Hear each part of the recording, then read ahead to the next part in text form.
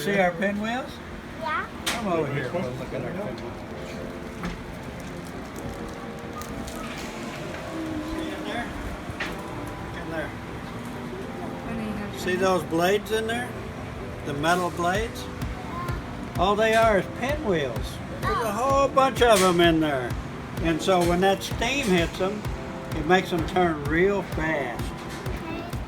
So it turns the shaft inside here real fast. So we want to slow it down.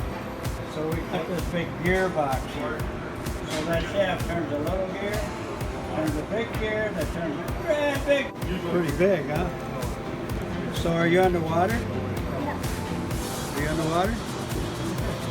Look here. That's where the water is outside, so you're underwater. So you know what we used to do down here? Every 3 minutes.